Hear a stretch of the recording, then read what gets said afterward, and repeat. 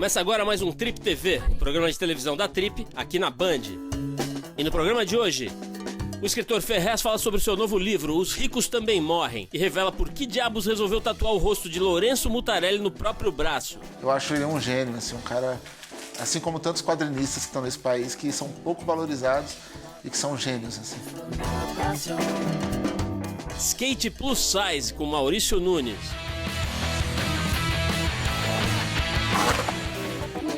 O ensaio sensual da modelo e fotógrafa de 23 anos, Catarina Bellini. Esse cara dirigiu filmes como Ônibus 174, Tropa de Elite e Robocop. Cansado e com vergonha da política, da violência e do cinema brasileiros, ele acaba de deixar o país rumo a Los Angeles. Abrindo o Trip TV de hoje, uma conversa franca e direta com José Padilha.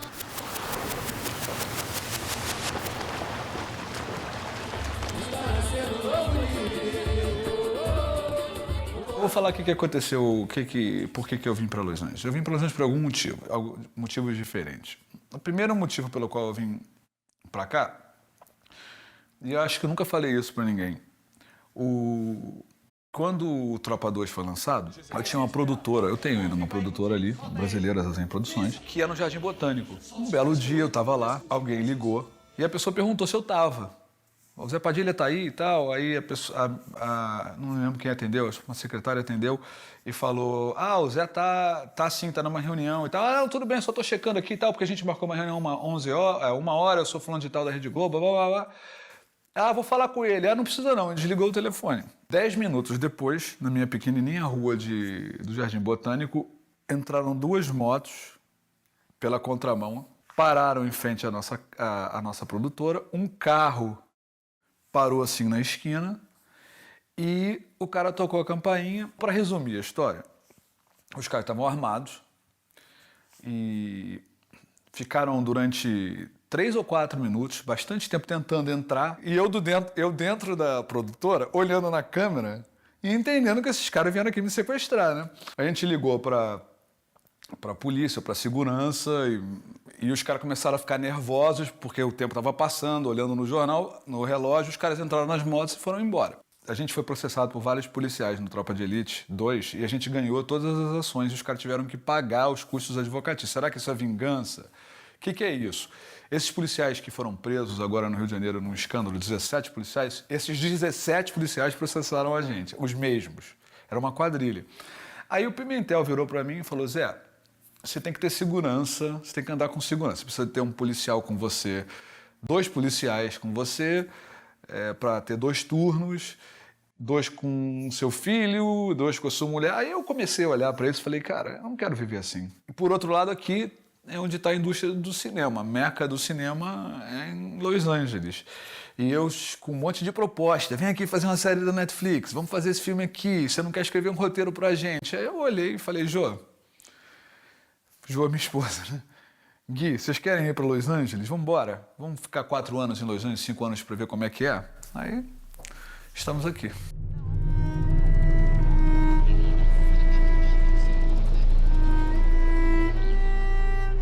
O Brasil, você vai me perguntar o que eu acho? Eu vou te dizer, o Brasil perdeu a sensibilidade para o absurdo. As pessoas, para assaltar uma bicicleta, esfaqueiam o cara que está andando de bicicleta na lagoa. Como se, vamos fazer um paralelo, como se a gente estivesse no Central Park, né, em Nova York, e as pessoas que estão andando no Central Park de bicicleta fossem esfaqueadas. Sabe o que ia acontecer? Ia fechar Nova York. Ia fechar o Central Park. Ia ter 500 policiais. Não ia acontecer. Por quê? Porque o sujeito que está em Nova York consegue ver o absurdo. A gente não consegue mais ver o absurdo.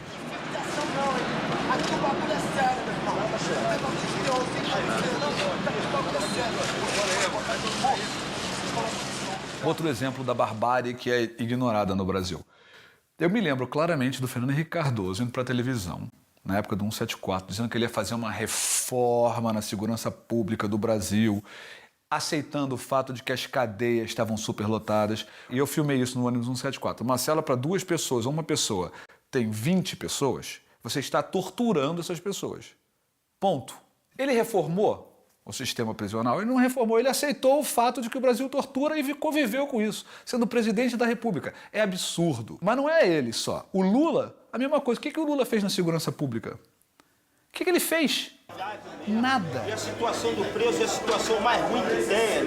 Como é que eles querem que o preso se regenere? Eu me recuso a tentar justificar uma barbárie pela outra. Eu não vou justificar a corrupção do PT pela corrupção do PSDB. Porque eu estava vendo meus amigos assim, eu sou Dilma, eu sou PSDB, eu sou não sei o que lá, e eu sou chato com meus amigos.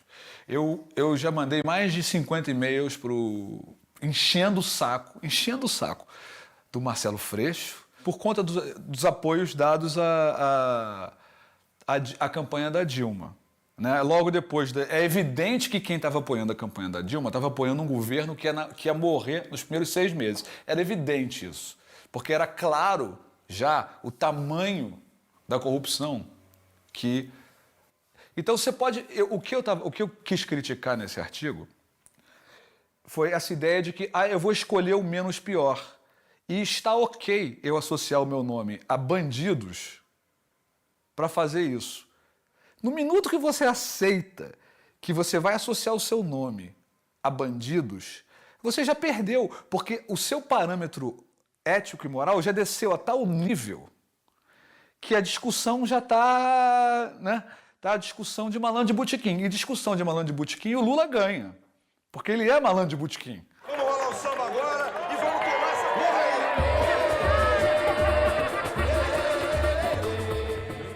À medida em que eu fui crescendo e fui entendendo o país onde eu vivia e tentando entender, eu fui achando uma maneira de exercer a minha indignação através da cultura, fazendo documentários, fazendo filmes, é quase como uma válvula de escape para mim. Ok, eu não consigo resolver isso, mas eu consigo falar o que vocês estão fazendo.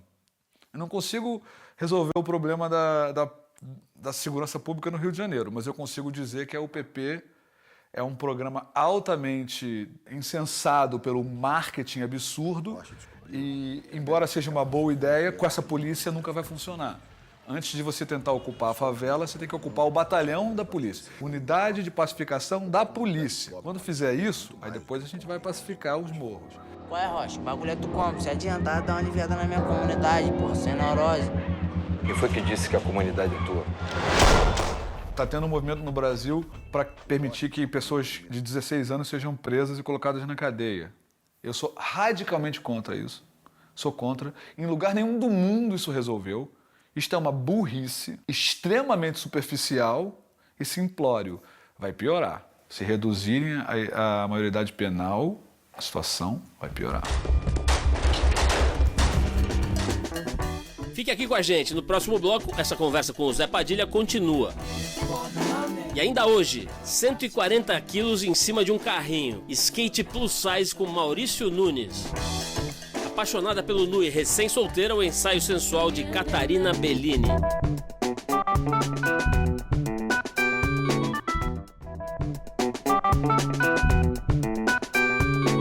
Atenção, turno! Descansa! De volta com o Trip TV e com a conversa com o diretor de cinema Zé Padilha. Operações especiais! Nunca serão! Jamais serão! Nunca! Eu adoro ler. Eu acho que a coisa mais importante para fazer cinema é ler. Eu acho, para mim, o cinema é muito mais uma arte narrativa. É primeiro uma arte narrativa e depois uma arte visual. Foi um aprendizado fazer um filme de estúdio desse tamanho, um filme de 120 milhões de dólares, com não um estúdio, 2 estúdios. Foi um exercício de abnegação, porque eu saí de um ambiente no qual eu escrevia meus roteiros, eu produzia meus filmes e dirigia meus filmes, motivado pela visão que eu tinha no meu filme. Né? Num filme de 120 milhões de dólares não é assim. E é difícil. E é briga, e é estresse, e você ganha um, perde outro. Então foi bastante difícil fazer o Robocop. E o filme tá lá, eu não tenho vergonha desse meu filme não, é isso aí, Robocop. 10, pô, faz lançamento aí, ó, tropa de lixo. Não vai comprar ninguém. Ninguém compra. Tira esse negócio sem qualidade daqui. Fui lá na casa do ministro que ficou fiscal o disco pirata, né? Gilberto Gil, lembra disso? Ministro da Cultura. Dentro da casa dele tinha um CD pirata do meu filme. Tava virado, vindo de Nova York. E eu posei no Rio de Janeiro e o recebi uma ligação. Porra, tô muito chateado, o Gilberto Gil vai ver o Tropa de Elite Pirata numa sessão na casa dele hoje. Aí eu fiquei tão indignado, porque temos aqui uma figura que vive da venda de direitos autorais, né? E que é ministro da Cultura, né? E tenho eu aqui desesperado que o meu filme está pirateado no mundo inteiro, né? Sem dormir, e o cara vai ver meu filme numa sessão com outros atores. Aí, pô, eu não sei o quanto é verdade essa história, mas tinha outros artistas. Aí eu falei, cara, isso não, eu vou dar uma de maluco aqui. Eu vou lá, vou tocar a campanha, vou pedir meu CD de volta. E fiz isso. A gente arrumou uma maneira que eu não vou contar, de entrar lá pela segurança, passamos pela segurança, subimos pela escada a pé, fomos na porta do apartamento do Gil e pum, tocamos a campainha. A gente tocou a campainha e veio a Flora Gil. E o Gil ficou atrás. Quem que tá aí? Aí eu falei, olha, aqui é o Zé Padilha, Flora, tudo bem? Você podia me devolver o CD pirata do meu filme, que me falaram que vocês vão fazer uma sessão aí? Aí, pânico, eu só ouvia silêncio. Quem que é? É o Zé Padilha? O que que tá acontecendo? E a gente tava ouvindo o filme, tava passando lá dentro da casa. Dava pra ouvir o filme. Eu não sei quem que tava vendo, mas que tava passando o filme, tava. Aí veio um segurança. Aí eu virei pro segurança e falei, pô, já que eu tô aqui, e esculachei o segurança. Virei, meu irmão, qual é o seu problema? Você vai me arrastar daqui? Eu não vou sair daqui enquanto não me devolverem meu filme pirata. Aí o segurança vazou. Ficou com medo e foi embora. E largou a Flora Gil e tal. Aí abriu a porta, saiu uma empregada doméstica uniformizada e me devolveu o CD. Marcos deu um passo para trás e cleque. Clicou, a mulher me devolvendo o CD. Eu peguei o CD, que eu tenho até hoje, pela pontinha e meti num saco e fechei. De sacanagem, para ela ver pelo negócio que as impressões digitais estão no CD. E levei, tudo sacaneando, vamos sacanear esses caras que por ministro da Cultura que vê filme pirata, tem que sacanear, não dá para aliviar. Peguei o CD, levei para casa. É vergonhoso. Mas eu acho que eu fui para zoar. Eu e Marcos e Jay, a gente foi, vamos zoar com o ministro da Cultura, vamos dar uma zoada, dar uma assustada. Imagina, o cara tá em casa vendo o filme, toca o produtor, o diretor e fala assim, devolve meu CD pirata. A gente achou isso engraçado.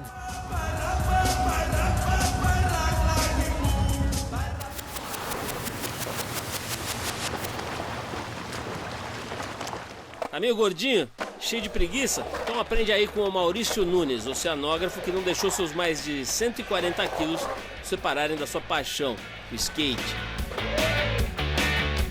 Eu, quando era moleque, antes de andar de skate, era atletismo, futebol, basquete, tudo coisa ligada, associada à atividade escolar. Mas nada que fosse assim tão intenso. O meu nome é Maurício Gentil Nunes, eu tenho 41 anos. Eu comecei a andar de skate em 1983, na pista do antigo Clube 12, que era muito próximo da minha casa. Isso aqui é a joelheira de gordo. Estou pelo menos uns 38 a 40 quilos acima do meu peso ideal. Andar com essa situação, com essa condição, exige dedicação, exige um empenho além do que seria o normal de cada um empenho extra. Agora, a relação com o peso, é evidente que tu não vai voltar num nível como tu andava com 14, 15, 18 anos de idade. O pouco que eu consigo fazer hoje já é o suficiente para me deixar muito contente, muito feliz, cabeça feita em sair daqui com uma sessão de skate.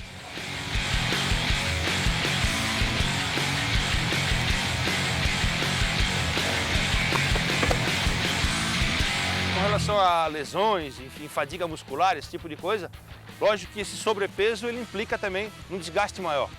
Mas o que eu faço é praticar, andar regularmente, sem forçar, quando eu sentir que está forçando demais tanto a coluna, ou o joelho, ou mesmo a parte de tendão, tornozelo, esse tipo de coisa, eu dou uma segurada, deixo de fazer uma sessão, mas eu fico morrendo de vontade de vir andar de novo.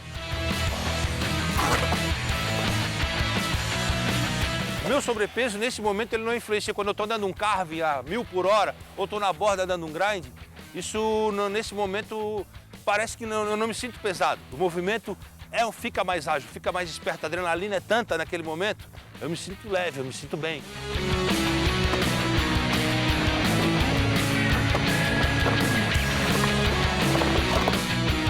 Desde que eu voltei a andar de skate, acho que foi uma das que mais me impactou, foi ver ele andando, velho.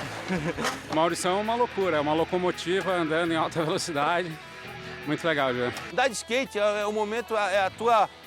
Não é uma distração, é um momento que tu está concentrado naquilo e na tua mente não te passa mais nada. Tu só enxerga a parede, só enxerga a transição, tu pensa na manobra, quer concretizar, quer realizar aquela manobra, então tu se desliga de todo o resto do mundo, todos os teus problemas, enfim.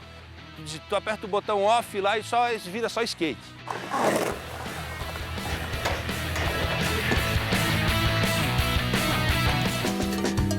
No próximo bloco, literatura e tatuagem com o escritor Ferrez.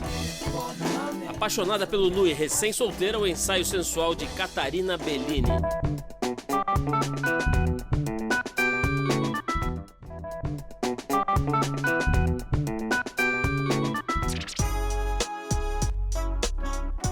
Importante voz da periferia, o escritor Reginaldo Ferreira da Silva Ferrez acaba de lançar sua mais recente obra, Os Ricos Também Morrem. Enquanto fazia sua última tatuagem, a gente foi saber mais sobre esse livro e tentar entender por que diabos ele decidiu riscar o rosto do quadrinista Lourenço Mutarelli no próprio braço. Nós estamos num dilema. Ele faz realismo e faz quadrinho também. Qual? Quando eu era pequenininho eu queria ser desenhista. Mas Deus não deu o dom, não. Os caras riam das piadas, eu fazia uns fanzine, mas não ria do desenho. Falava, você pros textos é muito bom, mas os desenhos é horrível. Eu comecei a ler Mutarelli quando eu tinha uns 13 para 14 anos. Eu achei uma revista na banca aqui da minha quebrada, chamada Transubstanciação. E aí fiquei fã. Então eu comecei a perseguir os trampos do cara, sabe assim? Fiquei fanático e tal. E foi na época que eu estava inspirado para escrever O Capão Pecado, meu primeiro livro. E anos depois, ele lançou um livro chamado Cheiro do Ralo, que ele escreveu esse eu devolvo para o amigo Ferrez.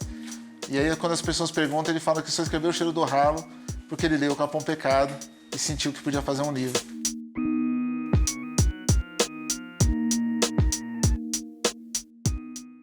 A primeira foi essa aqui, ó. Dá pra ver aí? Chama Fortaleza da Desilusão. É a capa de um livro que eu fiz, de poesia. Falei, eu quero ter a capa do meu livro. E esse desenho ele significa muito pra mim, que é um anjo triste, né, mano? Com a rosa na mão. E é um momento da minha vida que eu vivi com muita solidão mesmo, assim. Vendia as coisas na rua, o pessoal não dava valor. Quando eu lancei o livro, fui vender o livro na rua também, as pessoas não levavam a sério. Se a literatura que eu faço hoje tem uma melancolia, tem uma tristeza, ela vem disso também. De ter sido ilegítimo, sabe? Eu gosto muito de retratar isso. O cara que ainda não se consagrou, que as pessoas não acreditam nele. Os personagens meus têm muito disso também.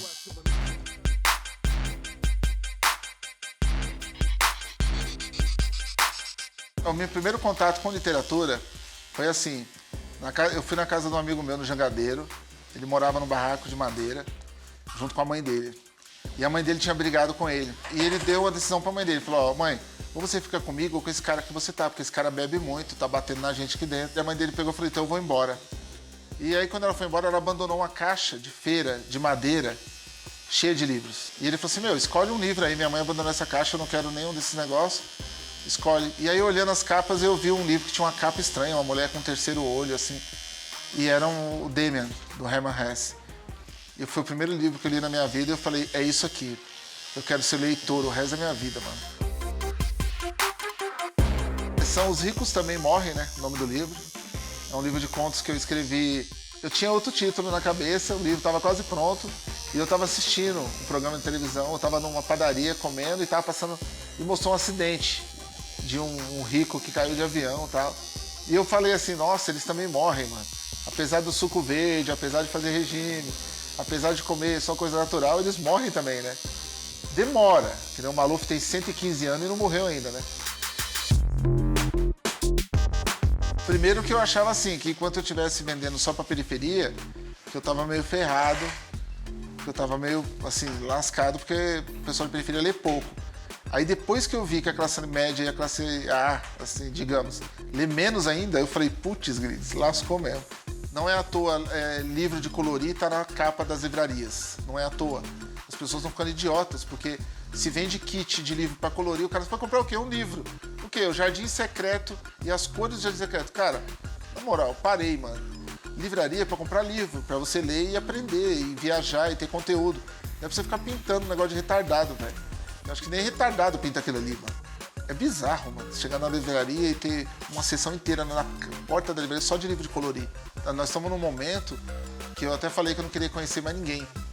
Aí me perguntaram, mas por quê? Eu falei, não, porque pra você conhecer alguém, você fica 1 hora desconstruindo os arquétipos da pessoa primeiro.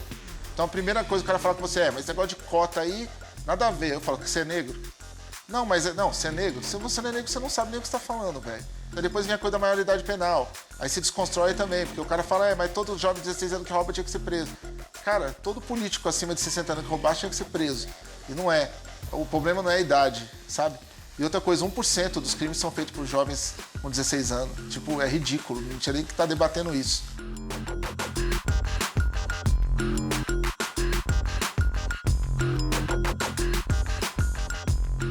Gostei muito, mano. Você é doido. Fiquei até encabulado ali olhando no espelho.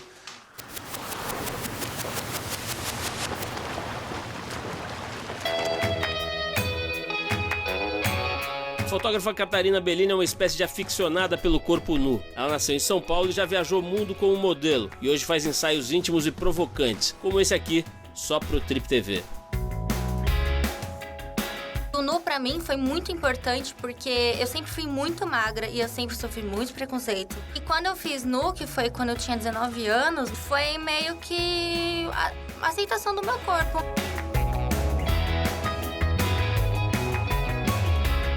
Eu tenho a intenção de fechar meu braço só com mulheres nuas e seminuas de várias épocas. Tenho que conhecer a pessoa, conversar, ver se eu sinto algum interesse. Tipo, eu não sou dessas que sai e beija. Eu não sei fazer isso.